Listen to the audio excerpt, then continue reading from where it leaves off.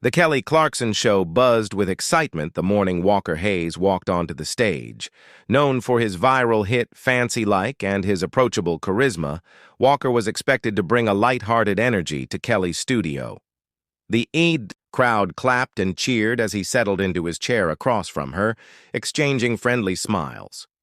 At first, the conversation played out exactly as fans hoped, full of laughter, stories about his rise to fame, and how his family inspired his music. Kelly teased him about going viral with Applebee's and TikTok, and Walker leaned into his usual charm.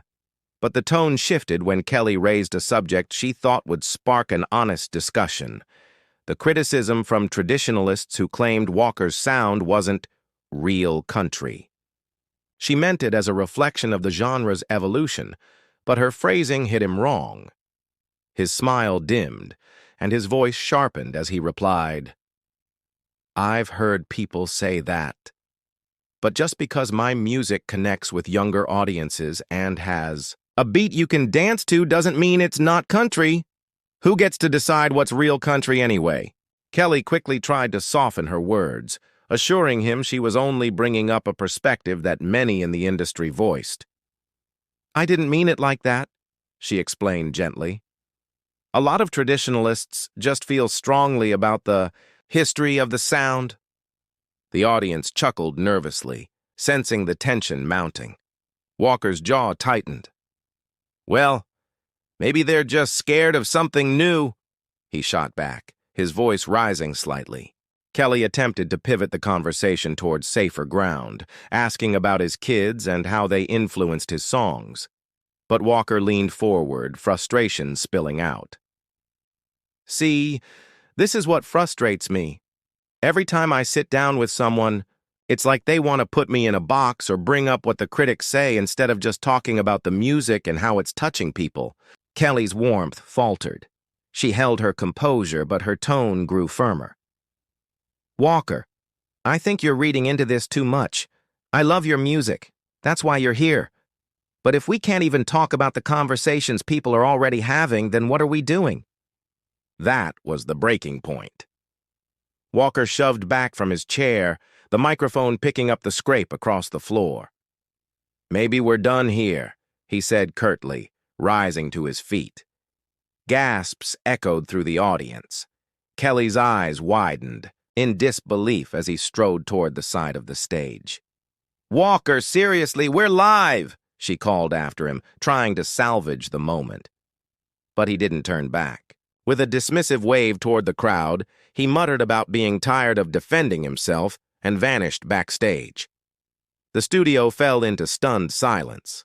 Kelly, shaken but quick on her feet, forced a laugh.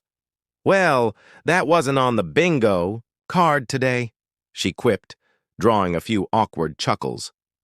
Backstage reports later revealed Walker arguing with producers, insisting he felt ambushed. "I thought this was supposed to be fun," he was overheard saying. Kelly, meanwhile, carried on with the show, her smile visibly strained as she introduced the next segment. Clips of the walk-off flooded social media within minutes. Hashtags like "Walker Walks Off" and "Kelly V's Walker" trended by afternoon. Fans split into camps. Supporters praised Walker for standing his ground against what they perceived as an unfair jab, while critics accused him of overreacting. Music journalists piled in, some headlines mocking his walkout. "Walker Hayes proves critics right by storming off Kelly Clarkson's show," while others defended him. "Walker Hayes refuses to bow to country gatekeeping." That evening, Walker posted a video on Instagram defending himself.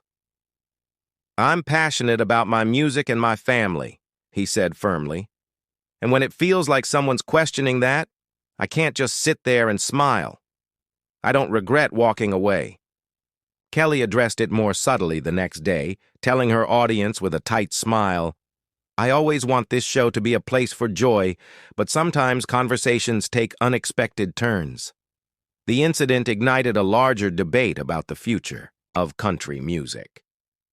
Analysts noted the clash reflected the divide between traditionalists and modern crossover artists.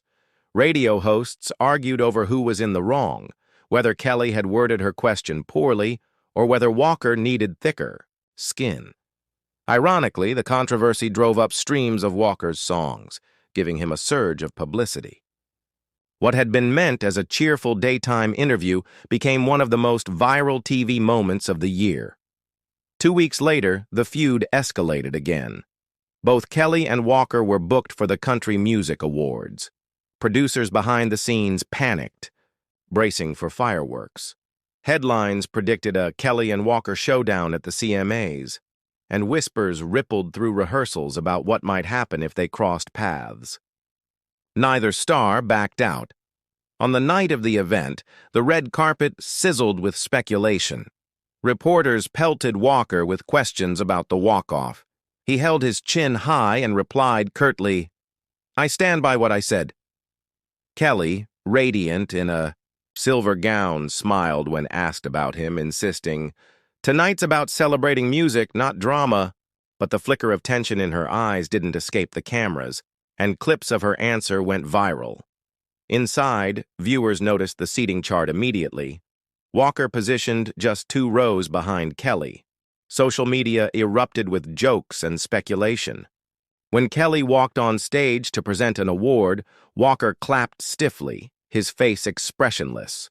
Later, when he performed, cameras caught Kelly watching with crossed arms and a tight smile, a single image that quickly became a meme captioned, "Kelly watching Walker like a disappointed mom."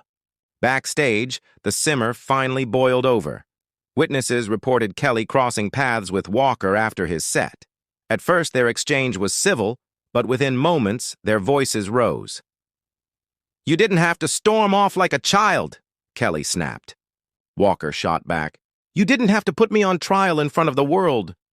Assistants nearby shifted uncomfortably as their argument echoed through the hall. Even Reba McEntire reportedly turned her head at the commotion.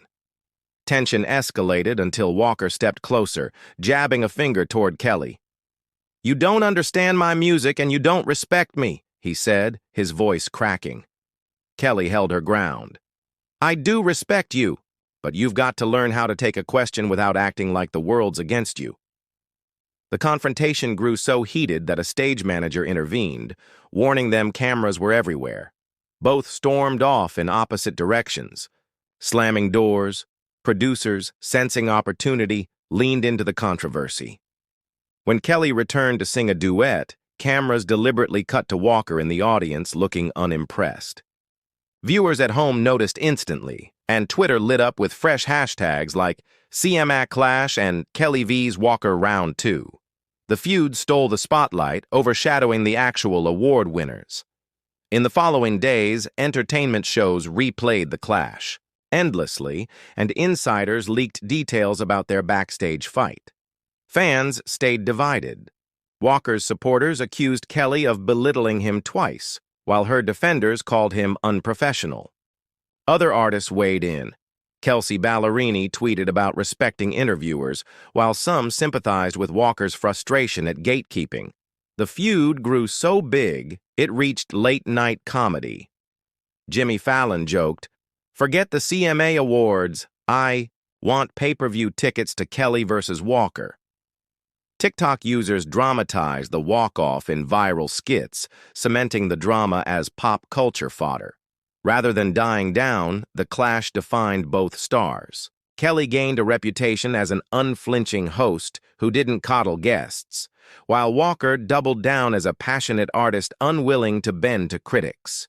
CMA producers even floated the idea of pairing them for a surprise collaboration the next year, which fans debated as either a redemption arc or another disaster waiting to happen. In interviews, both avoided direct comments about each other. Walker insisted he was focused on my music. Kelly smiled coyly and said only, "We'll see what happens." That single line kept speculation alive for weeks. The feud remained unresolved, hanging in the air at every public appearance. For Kelly, it was another storm to weather in her unpredictable career. For Walker, it was proof of how polarizing and powerful he had become. For fans, it was one of those rare television moments that cut through the gloss of celebrity and revealed just how volatile, human, and combustible the world of music could be when pride, artistry, and ego collided live on stage.